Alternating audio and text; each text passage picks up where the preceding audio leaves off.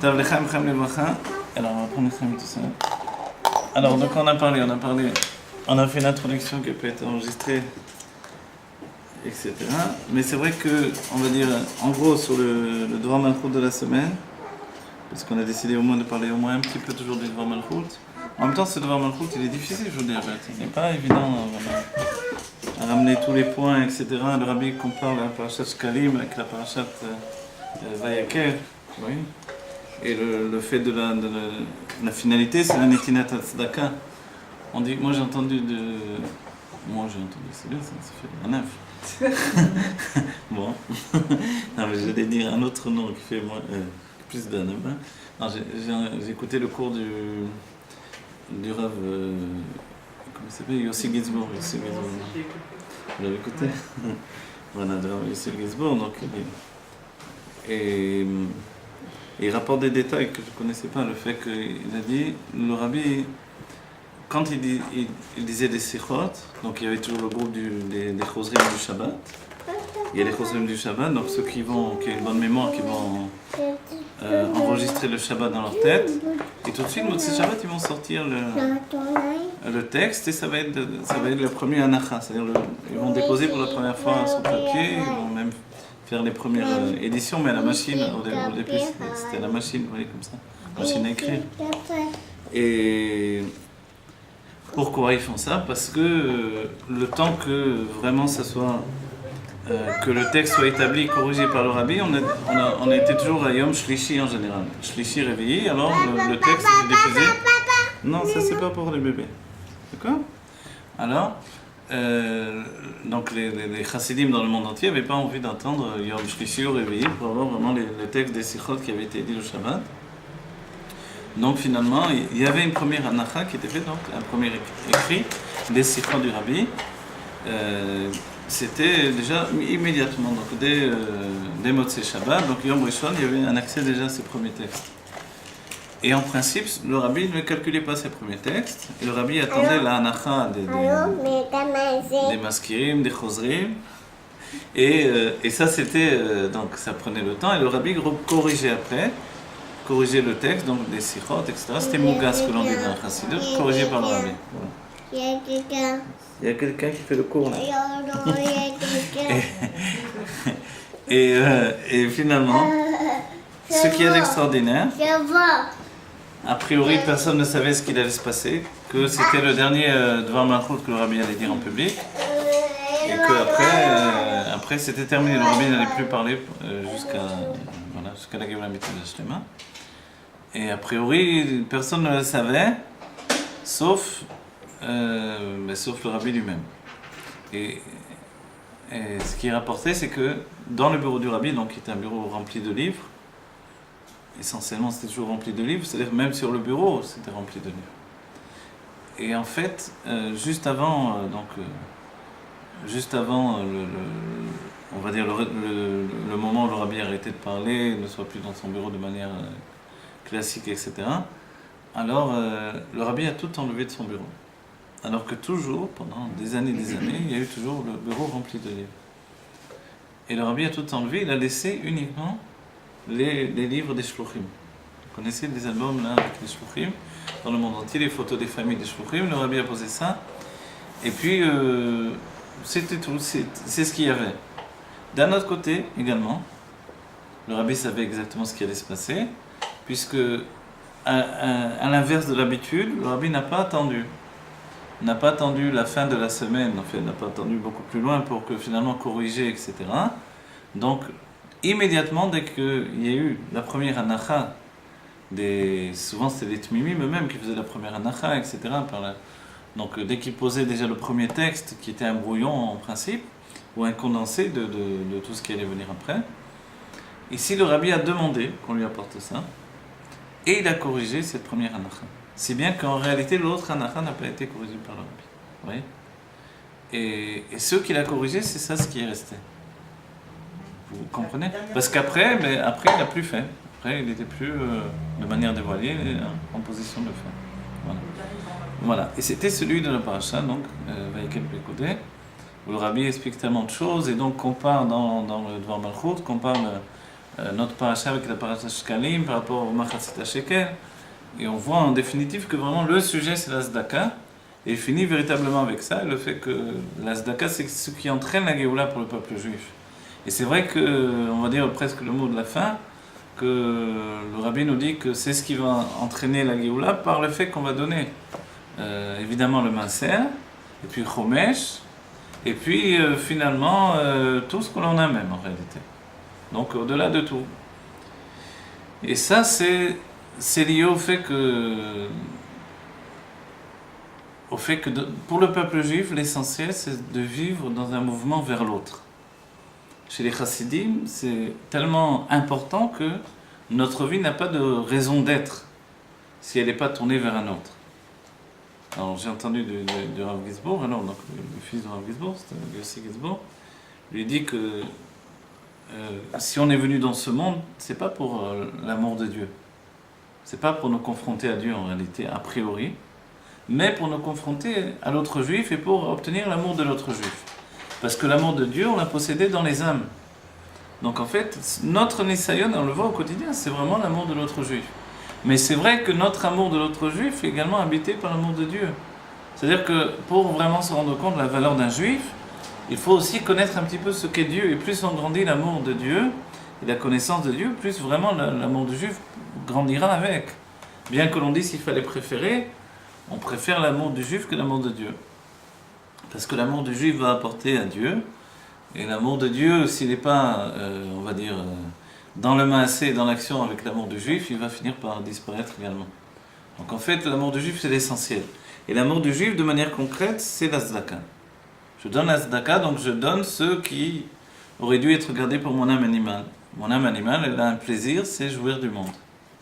Elle veut bien se sacrifier à travailler pour avoir de la jouissance en ce monde. Vous voyez ? Ici en Israël, on se rend compte, l'esprit israélien, c'est beaucoup comme ça. C'est-à-dire qu'il faut profiter au maximum de la vie parce que il y a la vie, il y a la mort. Et que les Israéliens sont habitués au fait qu'il y a beaucoup de morts. Voilà, parce qu'il y a beaucoup de guerres. Et qu'on est toujours en état de guerre. Qu'à d'un moment à un autre, effectivement, on peut se retrouver sur le front. Donc dans cet état de vie, il faut vivre au maximum et profiter de la vie au maximum. Vous voyez ? Maintenant, c'est pas comme les sages le disent de manière péjorative où on entend Nochal vinishte ki machar namut, vous connaissez ? On mange et on boit parce que demain on va mourir. On pourrait l'entendre comme ça, mais évidemment, quand on parle de juifs qui font Messirut Nefesh, qui ont un don de même constant pour l'autre juif, alors on ne peut pas l'entendre comme ça. On ne dit pas qu'on est en train de parler du peuple juif en Israël et de gens qui sont des chayalim, donc des militaires et qui sont prêts, ou même des gens qu'on ne pense pas qu'ils sont des militaires. Quand il y a les minouis, mais quand il y a un état d'urgence, alors tous ils partent à la guerre et ils sont prêts à donner leur vie pour le peuple juif. Donc c'est un état d'esprit différent qu'on va manger, on va boire parce que demain on va mourir. C'est pas les Romains qui se gavent des jouissances du monde, non, c'est des Juifs qui savent que la vie, elle a une valeur importante. Et qu'on doit vivre avec un grand bonheur de vivre et on doit vraiment se donner à la vie au maximum. Et cet état d'esprit, c'est aussi un état d'esprit qu'on trouve dans la Chassidut. Dans la Chassidut, on comprend bien que si on est triste, si on est trop replié sur soi-même, si on s'occupe que de soi, finalement, on va finir par mourir, spirituellement et matériellement en réalité. La vie éternelle, elle passe par le fait du chesed, la générosité. La générosité, c'est l'expression de l'âme. Et c'est pour ça que c'est essentiel. La générosité, c'est ce qui nous rend vivants.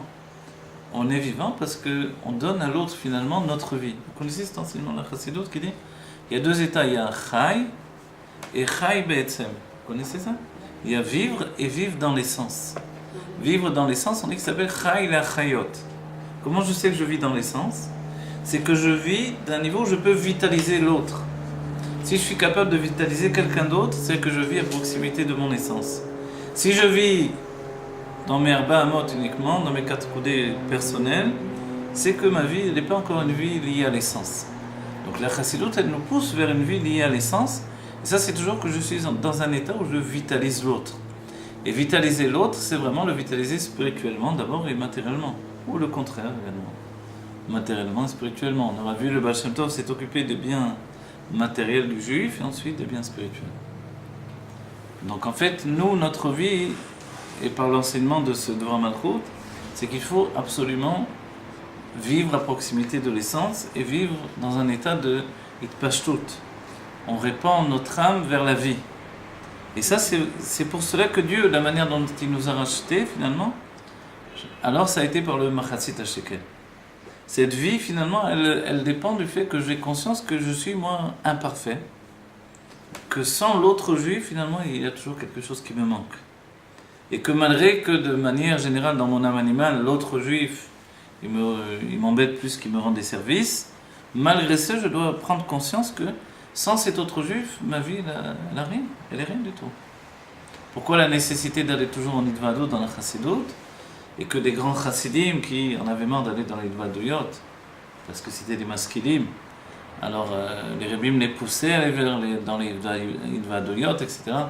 On connaît par exemple Reb Yitzhak Ezim Miomil, il avait du mal, c'était un maskil, c'était le maskil par excellence de la Chassidut. Et quelquefois il avait vraiment du mal d'être avec les autres tout le temps. Et une fois, en pleine Idvadut que lui il avait donné, il y a un chassid qui est mort. De manière pitomite comme ça, soudaine. Il n'a rien compris, il a été voir l'Admor Saïd. Il a dit, mais pourquoi c'est arrivé une chose pareille? Comment ça se peut? Et l'Admor Saïd, il a dit, c'est à cause de toi. Je dis, moi, mais j'ai rien fait. Il a dit, mais oui, parce que tu veux tellement peu te dévoiler, dévoiler la Torah que tu as reçue, que voilà, ça donne dans le monde. Alors, de là, une nécessité, effectivement, de donner ce que l'on reçoit sans arrêt.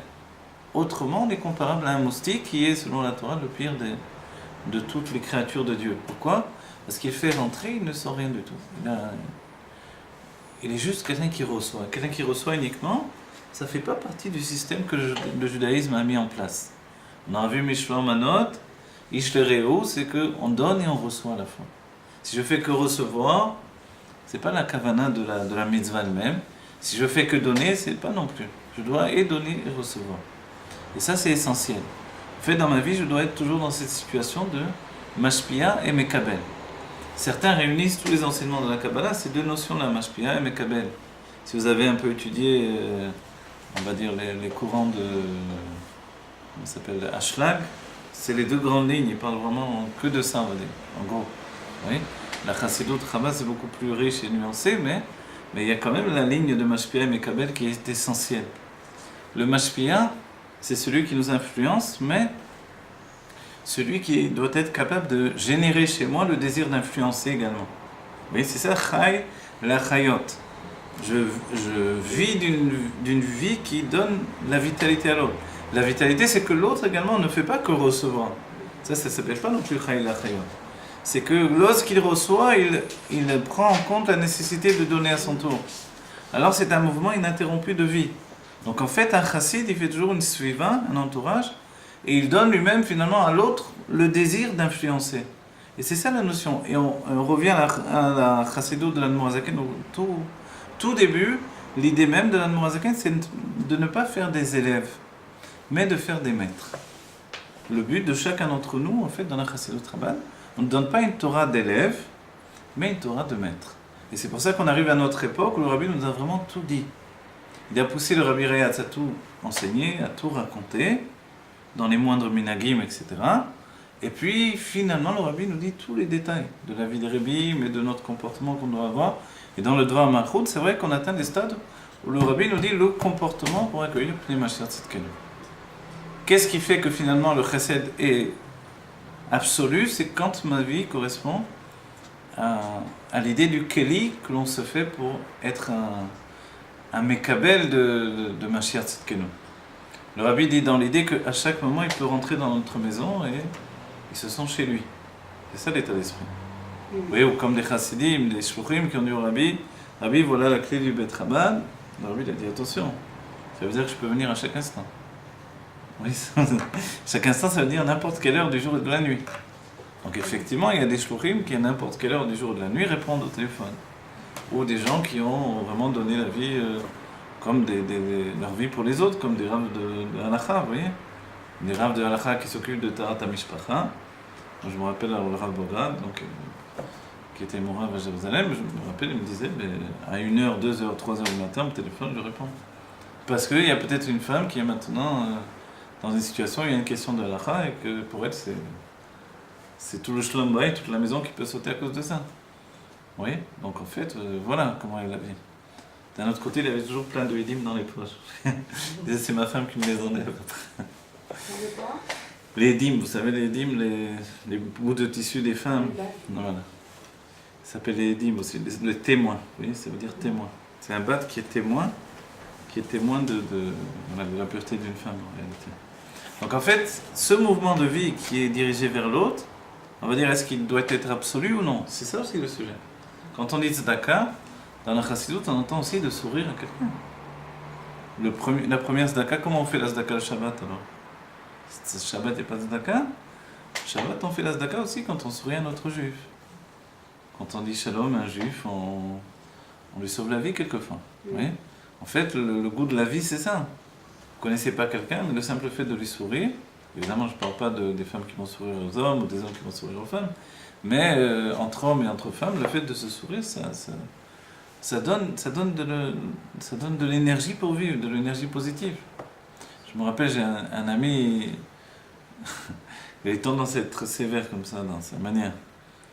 Et il sortait du mikvé, c'était à Jérusalem, chez Contrabad. Il a rencontré un maskir du rabbi qui était après chez Contrabad. Un maskir qu'on voit beaucoup dans les vidéos, le rabbi il distribue le mashkir à Simchat Torah. Et quand il a vu, il est souvent sérieux comme ça. Et il a dit, qu'est-ce que tu as? Tu fais la tête comme ça. C'est pas qu'un chassid, il doit briller de Simcha. Et en fait, c'est vrai, on n'y pense pas assez. Parce que, aussi chez les rabbanim, beaucoup de rabbanim, pour faire sérieux dans le monde, il faut être sérieux, quoi. Sinon, on ne vous prend pas trop au sérieux. Mais chez les chassidim, en principe, c'est pas forcément comme ça. Un chassid, qui enseigne un chassidout, qui plus est, il doit avoir une expression de chesed, de générosité, chez lui. Et le Rabbi Riyad dira, il est comme du feu à l'intérieur avec lui-même. C'est vrai, il est très rigoureux. Mais à l'extérieur, il doit être comme de l'eau. Et ça, c'est la notion de chassid. Et c'est comme ça que le Rabbi aussi a toujours tourné son visage vers chacun avec un grand sourire, avec un grand amour.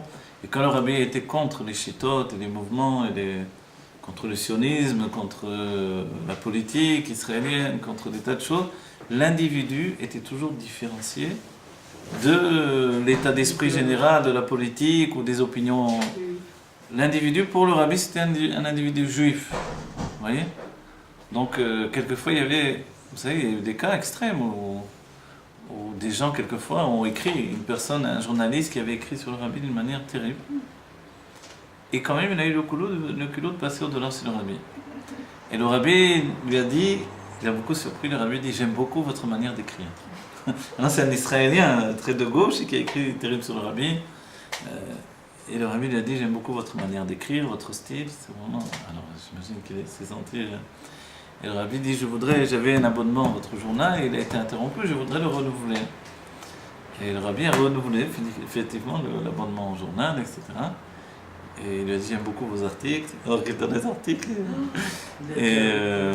Et finalement, après, cette personne a changé, au contraire, il a été vraiment... vous voyez? Donc c'est la force du Rabbi, c'est-à-dire l'individu reste l'individu malgré ses opinions, malgré ses... Et quelquefois, le Rabbi même... c'est-à-dire c'était la vérité qui devait dire... C'est la vérité, c'est-à-dire qu'un individu juif... il est... Son écriture, elle devait être bien, en vérité, oui, le Rabbi n'a pas menti, c'est-à-dire qu'il savait écrire de manière... Quand on dit il savait écrire, vous savez, l'idée d'écrire en hébreu, c'est toute une question. D'accord? Il y a un enseignement que le Rabbi rapporte que les sages d'Israël n'ont pas une obligation de connaître la grammaire. Vous connaissez ça? Quelquefois, on voit dans les sages, ils ne savent pas exactement la grammaire ou la conjugaison en hébreu. Le Rabbi Ratz, quand il était enfant, il disait à son père, je veux apprendre à écrire. Et son père repoussait le fait de l'apprendre à écrire. C'est-à-dire, il savait écrire, mais il voulait apprendre à écrire dans toute la syntaxe de l'hébreu. Vous voyez, comme on va à l'Ulpan aujourd'hui, etc. Donc, comme c'était la naissance justement de l'hébreu moderne, et qu'il y avait un grand groupement autour de Ben Yehuda et de tout ce renouveau de l'hébreu, etc. Donc le Rabbi Riyad ne voulait pas justement que son fils soit mélangé à tout ça. Et il lui a dit, ne t'inquiète pas, quand tu seras grand, tu sauras écrire, tu seras même un grand écrivain. Et effectivement, le Rabbi Riyad, c'est vraiment un grand écrivain. Oui.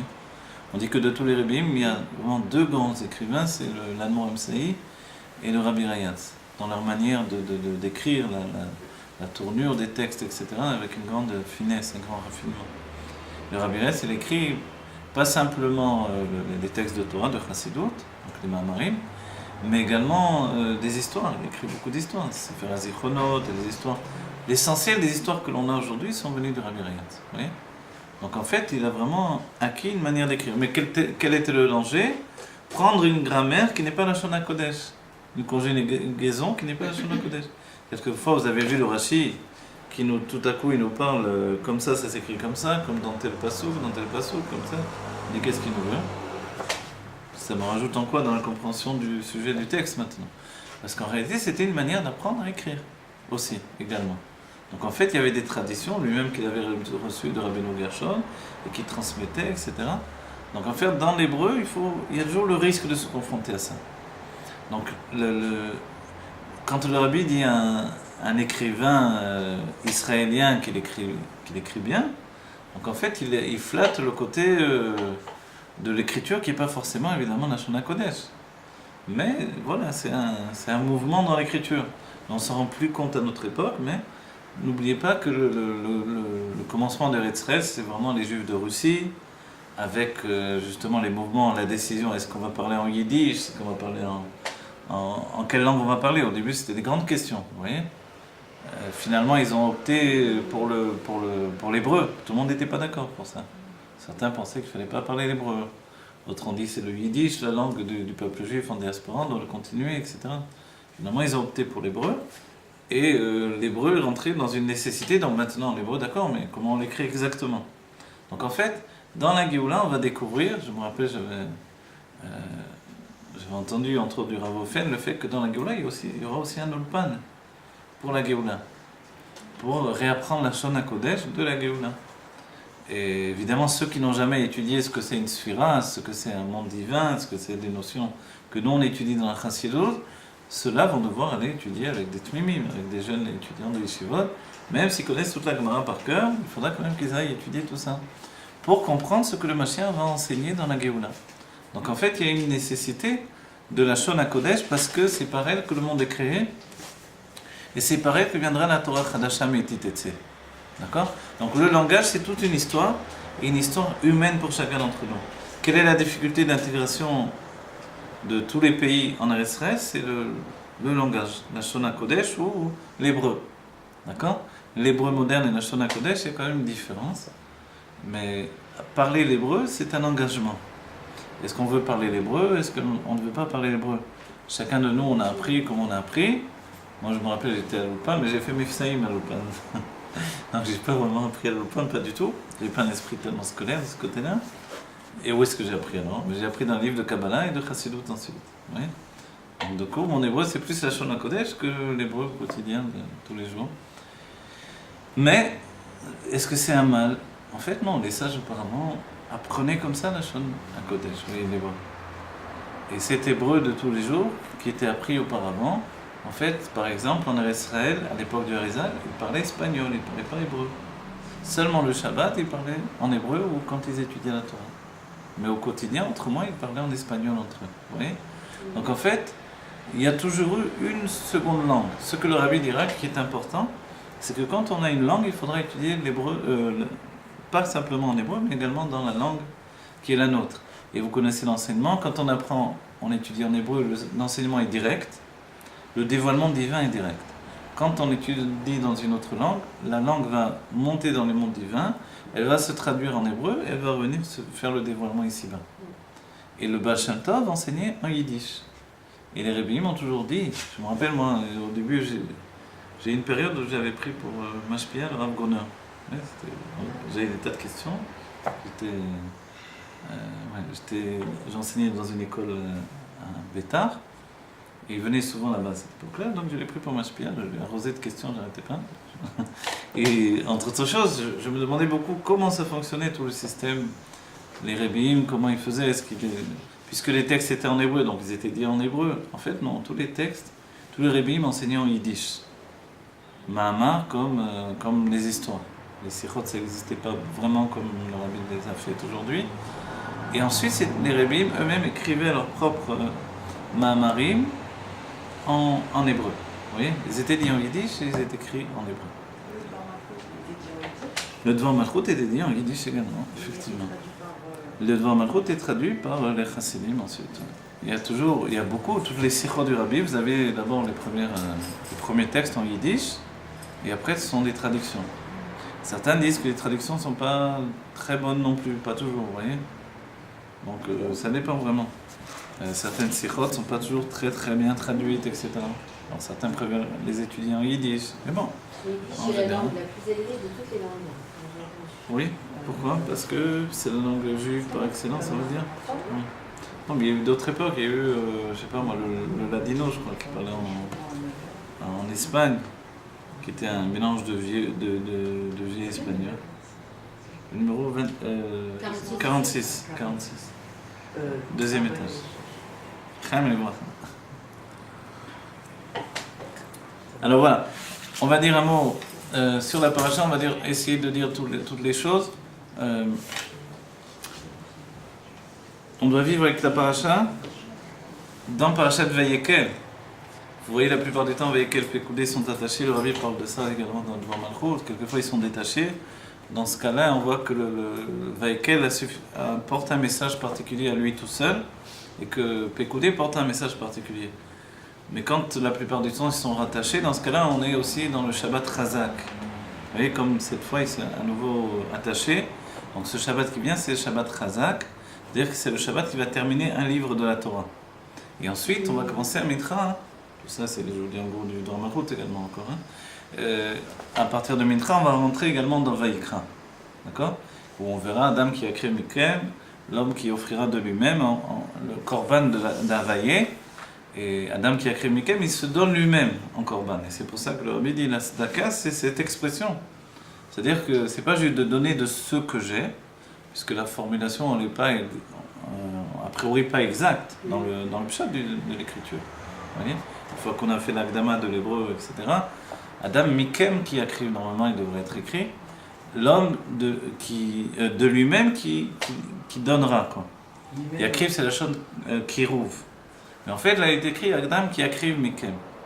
Donc, l'homme qui.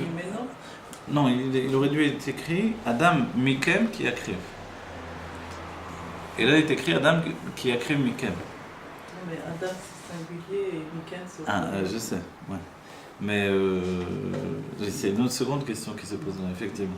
Mais déjà, la première chose, c'est dans la formulation, vous voyez, Adam qui a créé Mikem, dans la formulation, donc tous les sages font remarquer, un homme qui a créé, qui va donner Mikem de ce qu'il possède lui-même. Mais la formulation veut dire qu'il va se donner lui-même. Donc l'enseignement, il est essentiel, et ça répond à la question pourquoi au pluriel. En fait, il doit donner son âme animale. D'accord? Qu'est-ce que son âme animale? C'est justement là la différence, des points de différence entre l'âme animale qui est du niveau du shor, du C, du S, de la brebis, de la chèvre même, vous voyez, etc. De tous les animaux différents, des animaux purs évidemment que l'on portait au Beth Amikdash. Qu'est-ce que ces animaux? Chacun d'entre nous, on doit vraiment savoir quels sont nos animaux par rapport à ça et trouver notre élévation, notre tikkun personnel par rapport à notre âme animale. C'est-à-dire quel est le niveau de mon âme animale. Bon, c'est plus un sujet de la paracha précédente, mais le Rabbi déjà l'aborde dans notre Dvar Malchut. En gros, on va dire le bœuf, ouais. Il y a le bœuf c'est le taureau effectivement, mais et ensuite il y a la brebis, il y a le hez également. Le hez, c'est la shon azout, c'est déjà le. En général, le Rabbi dira pour notre génération, il y aura deux sortes d'âme animale. Une âme animale du niveau du shor et une âme animale du niveau du C. Et le Rabbi dira que finalement, il n'y a pratiquement plus de shor et il y a essentiellement du niveau du C. Alors le C, c'est la brebis et le shor, donc le bœuf. Le bœuf, c'est l'être grossier, l'âme animale grossière. Vous voyez, grossière, donc ça se voit à 100 km, son âme animale, et il s'exprime tout le temps avec ça. Le C, il est plus lié à la partie de l'âme animale qui est proche de l'intellect, vous voyez. Donc quelle est on va dire, la difficulté du C? Donc le bœuf, c'est qu'il est grossier. Le C, c'est qu'il est tout le temps en train de se perdre. De se perdre. C'est-à-dire En définitive, il y a un passage, vous vous rappelez, c'est Pézoré Israël, une brebis égarée Israël. Ce père s'est égaré, vous voyez. Moshe Rabbeinu, si vous connaissez, il y a un maman du rabbi très très beau qui parle de ça en citant le Zohar. Moshe a été choisi par Dieu parce qu'il a couru devant une brebis qui s'était égarée, il l'a ramenée et puis il lui a donné à boire. Il a vu qu'elle était partie parce qu'elle avait soif, elle n'avait pas d'eau, donc il l'a reprise, il l'a ramenée et il lui a donné à boire. Et il est dit que c'est pour ça que Dieu a choisi Moshe Rabbeinu. Et le Zohar dit c'est pour ça. Alors, il y a des autres bergers qui ont sûrement fait une chose pareille. Qu'est-ce que pour ça Dieu... Et le rabbi explique de manière merveilleuse, il dit Moshe Rabbeinu était dans le monde de Hatzilut. Il y a une âme qui est partie de Hatzilut, une âme juive, qui est partie dans le monde de Bria, parce que c'était trop difficile pour lui. Le niveau de Elokut, de divin dans Hatzilut, Moshe l'a suivi, l'a ramené, lui a donné à boire. Vous voyez? Donc il lui a donné à boire de la Elokut, il lui a donné un dévoilement divin qui pouvait la désoiffer. Et c'est pour ça qu'il a été choisi. Du coup, c'est une autre chose, vous voyez? C'est qu'il était capable de donner à boire à des âmes pour lesquelles le divin était trop difficile. Vous n'oubliez pas, quand Dieu s'est dévoilé à nous, on a dit, Moshe, toi, sois intermédiaire, mais pour nous, c'est trop difficile. On ne peut pas recevoir directement puisqu'on meurt de toutes les manières. Donc on meurt, c'est cette situation-là. Vous voyez? Donc en fait, ça, c'est le Moshe qui a été choisi. C'est une autre conscience du berger d'Israël. Mais d'une autre manière, nous-mêmes, on doit se rendre compte qu'on est des âmes tout le temps en train de se perdre. C'est quoi? C'est qu'on le voit vraiment dans notre génération, c'est flagrant. Les gens commencent une chose, ils n'ont pas commencé, ils veulent en faire une autre, ils n'ont pas terminé, ils veulent faire autre chose, etc.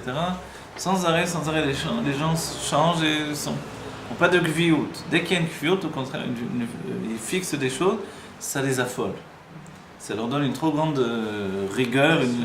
Le fait de fixer, c'est terrible dans l'âme. Et alors la personne va chercher autre chose à faire, etc. C'est très difficile en réalité. La qualité, c'est de tenir longtemps. C'est vrai. Moi je me rappelle... C'est très dur, hein, ouais, bien sûr. Je me rappelle, je me suis rendu compte, j'ai fait un cours de femme pendant 10 ans. 10 ans, un cours de femme pendant 10 ans. Oui. Il y avait beaucoup de femmes, il y avait des cinquantaines de femmes et plus. Mais je me suis rendu compte, après coup, c'était 10 ans. Oui. Et je me rappelle, quand je voyais le Rav Barkat, je lui disais, votre force, c'est de tenir. C'est pas tout il y en a qui viennent, ils veulent tout changer, on fait des nouveaux cours, des trucs. Mais à chaque fois, je dis, votre force, là où je vous admire, c'est de tenir. De tenir le cours, d'enseigner, de garder une yeshiva. Voilà, au bout du compte, c'est ça aussi, c'est une valeur particulière.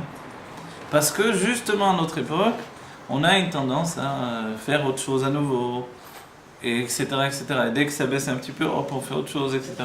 Celui qui tient, c'est celui-là qui a une force particulière. Voilà, le zapping, effectivement.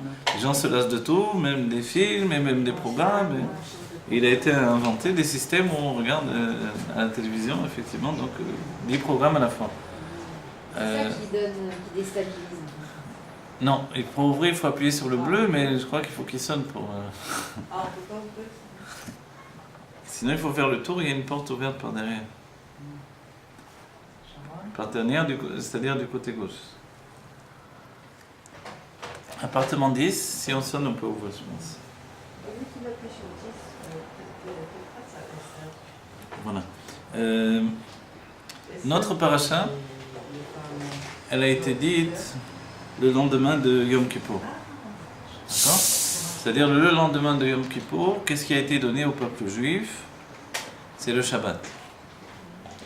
Alors, Vayekel, qu'est-ce que ça veut dire? Le terme Vayekel, c'est de former un Kahal. Et de former un Kahal, effectivement, quand on forme un Kahal, l'identité personnelle et individuelle est perdue, d'un certain point de vue. C'est aussi ce qui fragilise l'individu. On soulignera effectivement qu'à notre époque, le Rabbi dit que c'est l'individu qui va apporter la Géoula. Donc est-ce que le Kahal a perdu sa... Oui, le Kahal c'est de l'Assemblée. Est-ce que l'Assemblée a perdu de sa valeur dans notre époque?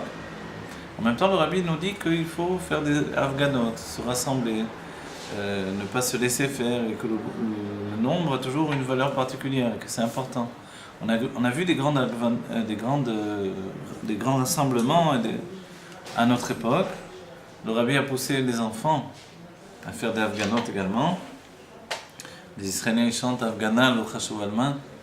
une afghana, peu importe sur quoi, l'important c'est qu'on respecte et on se révolte un petit peu. Mais chez le français, normalement, il y avait cette force-là de respecter, de renverser la situation, de ne pas l'accepter. Est-ce que cette force-là, elle va aller jusqu'au bout? Est-ce qu'elle va nous permettre la Géoula? A priori, d'après les enseignements du Rabbi dans les Dvar Malchut, c'est ce qui doit apporter la Géoula. Quand le Rabbi dit la Géoula vient de Tsarfat, il précise exactement que parce que le français, lui, c'est un révolutionnaire. Et parce qu'il a coupé la tête du roi le premier, le monde entier a fait la même chose. Et couper la tête du roi, ça voulait dire je ne veux plus être gouverné par Dieu, qui donne le pouvoir au roi, ici-bas. Donc le pouvoir royal, c'était un pouvoir divin au départ. Donc moi, je veux couper la tête du roi. C'est-à-dire que le corps soit déconnecté de la tête. Comme nous sommes des chassidim, mais que on va dire la Marseillaise est devenue un nigoun Chabad. Vous voyez, j'ai entendu à la show, il y avait un vieux chassid tunisien qui a dit mes petits-enfants, ils ont vu à la télévision française, ils ont entendu la Marseillaise, ils ont dit ouais, ils chantent à Diret Mouna. Donc ils ont pensé exactement la situation inverse, c'est-à-dire comme c'est devenu dans leur tête un nigoun Chabad, ils ont dit tiens, les Français ils chantent à l'Élysée, ils chantent finalement à Diret Mouna. Donc le monde est inversé, les points de repère sont inversés, etc. Mais l'idée c'est effectivement de faire que les forces du mal plient sous le dévoilement de la Kedusha et qu'un peu de lumière chasse beaucoup d'obscurité. Et l'obscurité, pour nous, c'est essentiellement l'obscurité qui est dans notre cœur. C'est-à-dire qu'un cœur qui est obscur, c'est un cœur qui est fermé sur lui-même. Et c'est pour ça qu'il y a une nécessité de donner la tzedaka. La tzedaka, c'est un moyen d'ouvrir le cœur de l'autre et d'ouvrir notre propre cœur. Vous voyez ?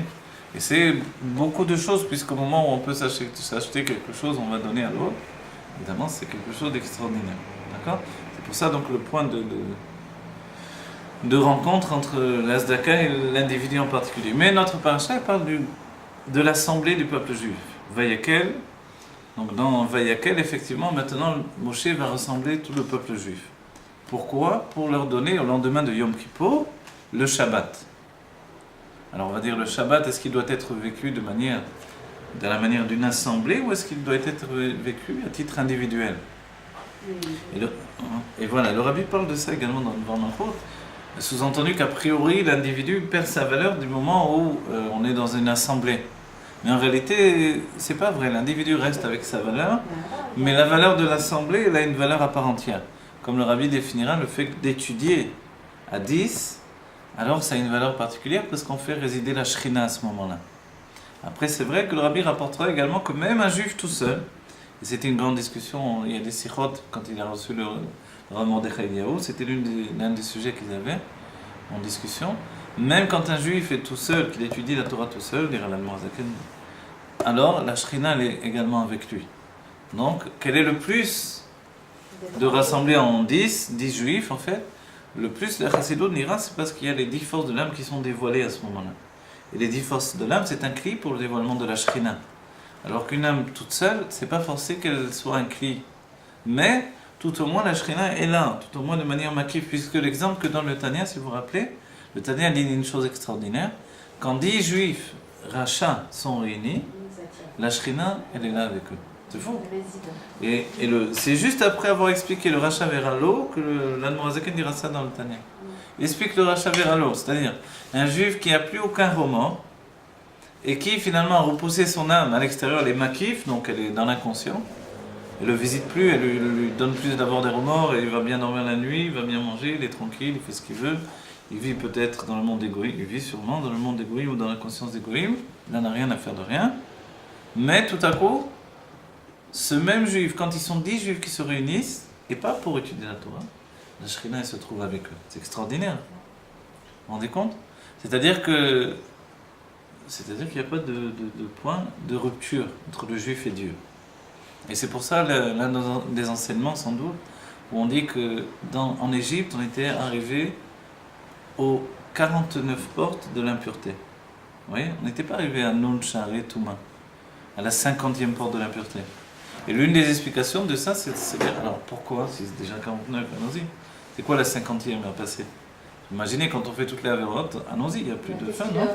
Qu'est-ce qui leur serait arrivé si c'était arrivé à... Alors, ils ne seraient jamais sortis d'Égypte, tout simplement. Ils seraient, c'est-à-dire nous, on ne serait jamais sortis d'Égypte, puisqu'il est dit clairement dans la Haggadah, et là on rappelle à nouveau que 30 jours avant la fête, on étudie les halakhot de la fête, et puis on rentre vraiment, là on est vraiment les 30 jours, 29 jours avant la fête, ça y est là, donc on étudie les halakhot de la fête, et tout au moins l'état d'esprit de la fête, et dans la Haggadah, il est dit que si Dieu ne nous avait pas sortis d'Égypte, on serait encore là-bas. Sous-entendu que cette première sortie d'Égypte, là, elle n'aurait pas été possible d'être brisée. On ne serait jamais sorti. C'est-à-dire qu'il y aurait eu en nous quelque chose qui aurait fait qu'on serait resté des esclaves de Paro pour l'éternité. Que Dieu préserve. Voilà, il n'y aurait pas pu y avoir de Géoula Métis Vachlema ni quoi que ce soit. Alors pourquoi on n'a pas atteint quand même cette 50e porte de l'impureté? Dans un certain point de vue, elle n'existe pas. Tout simplement. Parce qu'il n'y a pas de point où finalement le nœud qui a été fixé depuis la nuit des temps, même avant que la Torah ne soit donnée, entre Akadosh Baruch Hu, Am Israël et la Torah, ce nœud-là, vous voyez, on appelle Chuta Meshulash. Rabbi en parle dans certaines sikhot. C'est un triple nœud, il ne peut jamais être brisé. Et on dit que quand finalement il y a une coupure, quand à partir de la coupure on fait un nouveau nœud, cet endroit-là est beaucoup plus fort. Quand quelqu'un qui Dieu préserve, on dit il s'est cassé une jambe, à l'endroit où il s'est cassé la jambe, elle ne se cassera plus jamais. Vous connaissez ça, les médecins anciens? C'est-à-dire l'endroit de la cassure, elle ne se cassera plus jamais. À côté peut-être, avant, devant, derrière, mais pas au même endroit. Je crois que c'est le contraire, c'est plus fragile. Non, c'est ce qu'on pensait, mais maintenant du fait que ça s'est ressoudé, alors voilà. Les sages diront également, quand est-ce qu'on se rappelle vraiment de la Torah? C'est quand on a eu une difficulté, justement. Quand quelqu'un ça arrive dans les Bate Midrash, on étudie, on est là, on échange des choses, des fois on ne s'approfondit pas suffisamment, on dit quelque chose, après on se rend compte qu'on s'est trompé. C'est là où on s'est trompé que finalement on n'oubliera jamais ce passage-là de la Torah. Vous voyez? Donc en fait, quand il y a eu vraiment une brisure, quelque chose qui a été fragilisé, c'est la confiance de l'homme envers lui-même.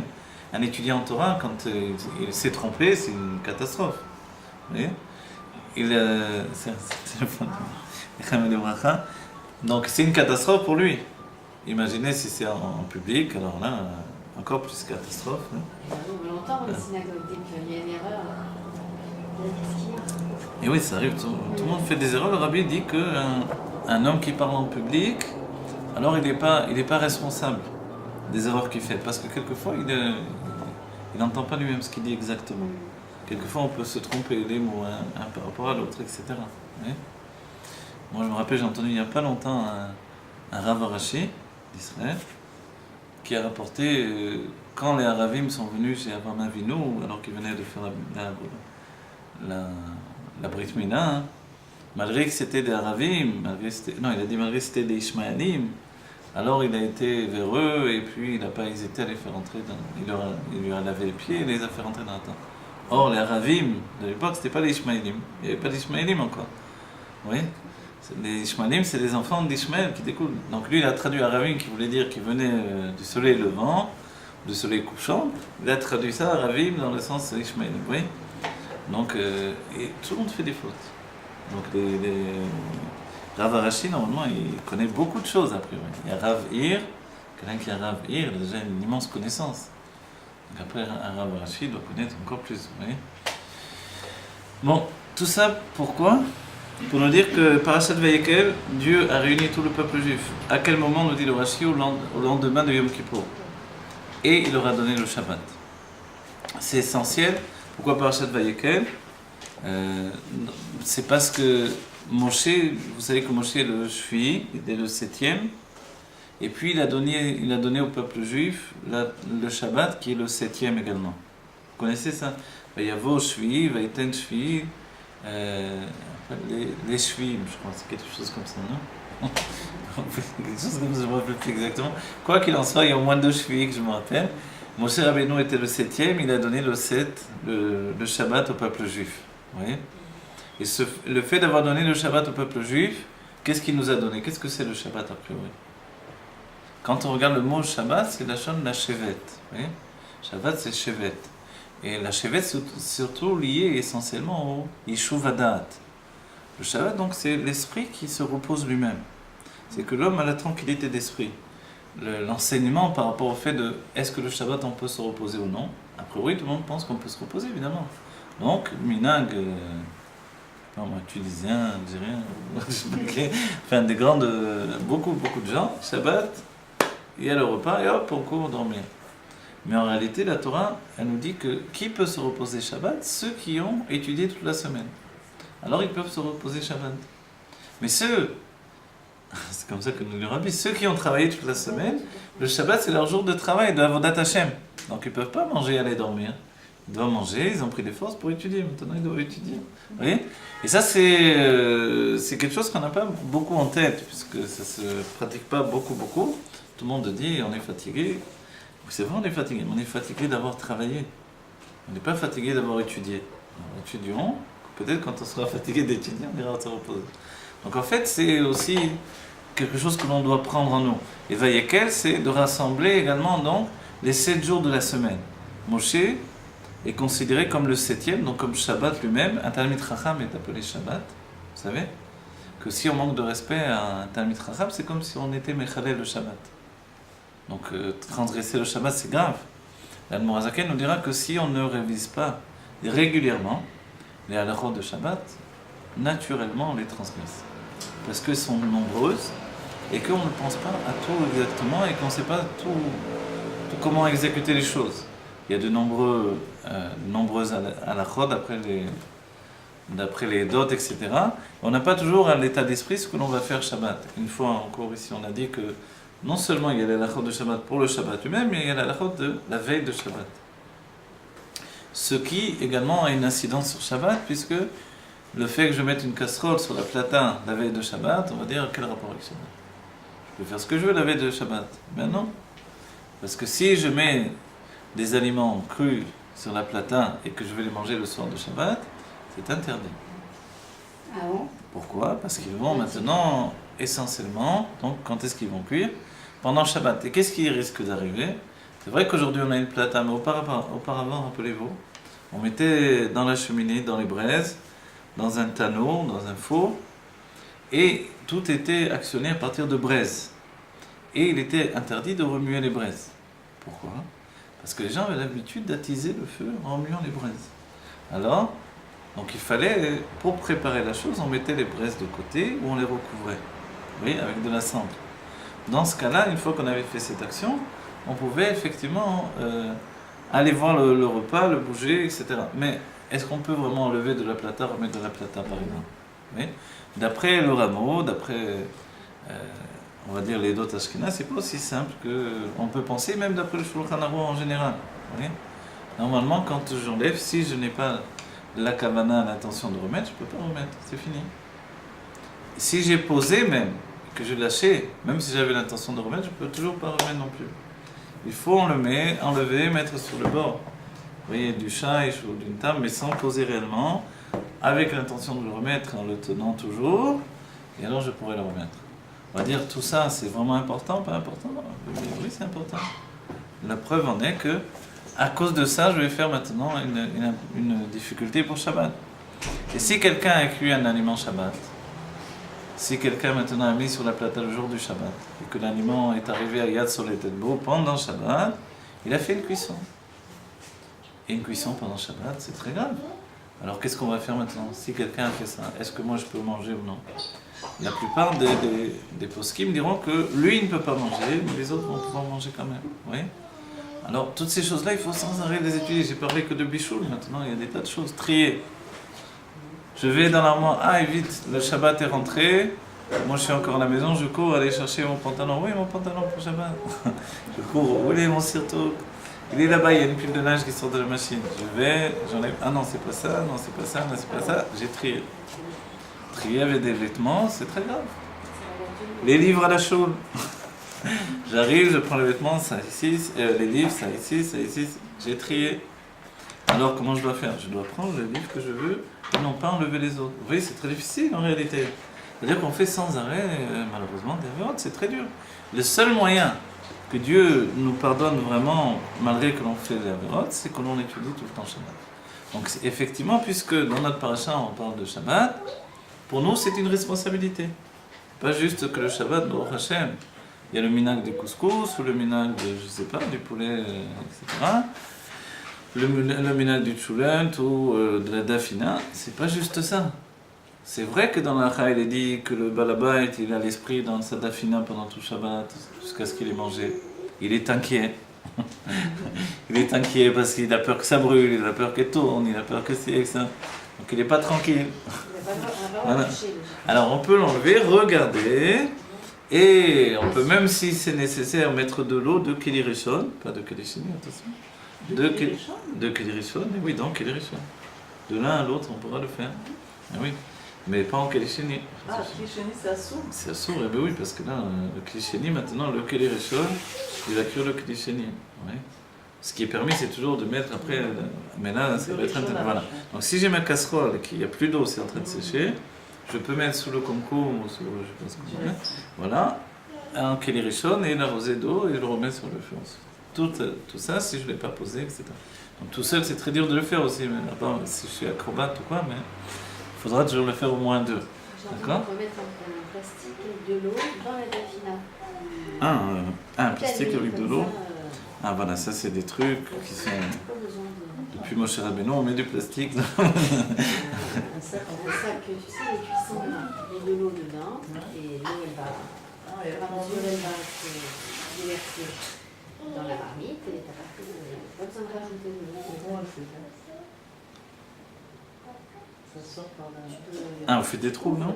Ah non, si c'est des trous, ça se déverse. Tu l'ouvres, tu laisses ouvert, tu mets un petit peu d'eau, comme ça tu coinces le sachet, et après ça se... Alors voilà, tout ça parce qu'on parle de Shabbat, parce que la paracha, elle nous parle de Shabbat. Le public demande. Les internautes, peut-être. On doit essuyer le couvercle. Ah, est-ce qu'on peut soulever le couvercle, tout ça alors, tout. Alors voilà, effectivement, sur la plata, tout dépend en réalité le niveau de cuisson. Certains disent on peut ouvrir, certains sont très rapides de ne pas ouvrir. Oui. Donc en fait, beaucoup sont rapides de ne pas du tout soulever le couvercle, tout autant c'est pas cuit complètement. Parce que le couvercle peut attiser le feu. Certains disent non, il n'y a rien à faire, il n'y a rien qui se passe quand on ouvre le couvercle. Or jusqu'au bout, on verra qu'il y aura des marloquettes, ça je vous le dis. El Malasot, même dans une même yeshiva, entre des mêmes personnes qui vont tous d'après le même rave, etc., il y aura encore des marloquettes. Mais c'est comme ça le peuple juif, quoi qu'il en soit, qu'est-ce qu'on fait? On essaie de faire de notre mieux. Et pour montrer à Dieu que l'on fait de notre mieux, on étudie la halachot de Shabbat. D'accord? Donc il y a un minhag, tout simplement, le jour du Shabbat même, d'étudier une halakha en famille. Une ou deux halakha chaque Shabbat en famille, on voit que ça va, on étudie. Et si on étudie, on voit qu'il y a beaucoup de choses qu'on avait pensées qui étaient simples et faciles et qui ne sont pas si faciles. Évidemment, il y a des degrés d'études. Il y a l'étude dans le Tour Shulchan Arour avec les commentateurs, les poskim. Et ça, c'est plus riche, évidemment. Et après, il y a les livres populaires, on va dire, qui nous donnent un fixe comme ça. C'est pas la même chose. Mais quand même, c'est bien et c'est important, d'accord? Donc en fait, il faut faire les deux en réalité pour évoluer avec notre Torah. Donc Moshe nous donne le Shabbat. Le Shabbat, qu'est-ce qu'il est finalement? Il est le repos de la semaine. Mais la semaine, ce sont les 7 jours de la semaine, avec les 7 midot qui sont liés aux 7 jours de la semaine. D'accord? Chaque jour de la semaine a une mida, donc une mesure de dévoilement des sentiments qui est dévoilée. Et c'est pour ça que le Yom Rishon, il est difficile, parce que c'est du chesed. On va dire pourquoi c'est difficile, parce que c'est du chesed. Parce que le chesed, c'est le commencement. Donc le Yom Rishon, le premier jour de la semaine, il est difficile parce que c'est le commencement. Le Yom Sheni aussi, il est difficile. Pourquoi? Parce que c'est la Gvura. Alors on dit, est-ce qu'il y a un bon jour dans la semaine? Alors, le Yom Shlishi, on dit. Le Yom Shlishi, voilà, il dit, Pa'amaim Kitov, c'est le bon jour par excellence parce qu'il est tiferet et l'équilibre des deux. On est influencé par ça. Je ne sais pas comment vous le vivez. Les Yom Rishon sont plutôt difficiles. C'est des jours de remise en place, de remise en... Évidemment, quand on est en France ou des pays où on vit au rythme des goïms, c'est un autre style. Moi, je me rappelle, j'avais horreur des Yom Rishon en France. C'est angoissant, ville morte, comme ça, tout est fermé, tout... c'est horrible. Grâce à Lyon Israël, le Yom Rishon, on commence à très bien. Certains réclament ici d'avoir le Shabbat et le Yom Rishon. pour se reposer du Shabbat. Pourquoi? Parce que le Shabbat, c'est un avodat Hashem. D'après le Rabbi, le Shabbat, c'est le jour de travail vraiment par excellence. Quand c'est Shabbat Mevachim, on doit lire tous les Télim. Après tous les Télim, on doit étudier un Mamar. Et après le Mamar, on doit prier de toutes ses forces. En réalité, comment on arrive à s'en sortir avec tout ça? Ouais. Après, il faut faire évidemment Chitad, Rambam, etc. Et toutes les études quotidiennes que chacun doit faire. Et il faut manger. Et il faut manger et s'occuper des autres. Et voilà, et avoir le sourire. Et... Donc en fait, pour le Rabbi, dans l'état d'esprit du Rabbi, on ne dort pas Shabbat, c'est certain. C'est le jour de travail par excellence. Ouais. Demi-heure quand même. Alors. Non, je vous dis dans l'état d'esprit du Rabbi. Je ne dis pas que c'est interdit, mais je vous dis l'état d'esprit parce que ce jour-là, c'est le jour où on montre à Dieu que, voilà, le Rabbi nous dit, tous les jours de la semaine, on vivait dans le Shem Elohim. Dans le jour du Shabbat, on vit selon le Shem Havayé. Et le juif est lié au Shem Havayé. Et les femmes, elles sont moins obligées, tout ça. Les femmes, elles sont moins obligées, mais elles courent moins dormir que les hommes, en vérité. Ceux qui courent dormir, c'est souvent les hommes. Je ne sais pas, il y a un minhag masculin par excellence de manger et aller dormir. Je ne sais pas pourquoi. Et les femmes, elles ont l'air moins fatiguées que les hommes. Donc en fait, le Shabbat, c'est vraiment un état d'esprit. Dans le peuple juif, c'est un état d'esprit qui fait qu'on se relie avec Dieu. Vous connaissez, il y avait une histoire où il y avait un chassid qui allait voir le Rabbi Rayatz quand il est venu en Eretz Israël. Ce chassid, il travaillait, je crois qu'il faisait des chantiers, il avait une salopette de travail comme ça. Et quand est venu le Rabbi Rayatz, alors il s'est habillé comme un chassid et a été voir le Rabbi Rayatz. Donc il a mis son costume de Shabbat. Et tous les jours, donc il en profitait quand le Rabbi Rayatz était là d'aller le voir. Et un jour, il s'est dit, mais comment je vais voir le Rabbi? Je suis un menteur, en fait. Je me déguise. Je fais comme si tous les jours, j'étais habillé comme ça. En fait, non. Tous les jours, moi, je suis en salopette, je travaille. C'est comme ça que je devrais aller voir le Rabbi Rayatz. Donc, il s'est dit, je veux me montrer tel que je suis. Et il est arrivé devant le Rabbi Rayatz. Le Rabbi Rayatz, il se tourne vers lui, il le regarde, il dit, tiens, tu t'es déguisé aujourd'hui. Et en fait, ça voulait dire, comme tu t'es montré à moi tous les jours, c'est comme ça que tu es réellement. C'est ça un chassid. Aujourd'hui, tu t'es déguisé. C'est pas le costume d'un chassid. Donc en fait, le Shabbat, il dévoile ce que l'on est réellement, c'est l'état d'esprit. Donc quand un juif, le Shabbat, effectivement, il s'habille bien, et il vit dans un rythme de vie différent, il s'attache à Dieu, à ce moment-là, il est au niveau du Shem Havayé. Et le Shem Havayé, c'est ce qui fait notre valeur en tant que juif. Le Shem Elohim, c'est le Tzimtzum. C'est le voile, c'est l'exil. Et dans la Géoula, on sera tous les jours au niveau du Shem Havayé. C'est pour ça certains ont pris sur eux de s'habiller tous les jours en sirtouk, etc. C'est pas évident quand on travaille tout ça, mais ceux qui le font, alors ça a une valeur particulière. Quoi qu'il en soit, oui. Est-ce qu'on peut réduire le Neg Shabbat pour optimiser justement les chances de faire vraiment un Avodat Hashem?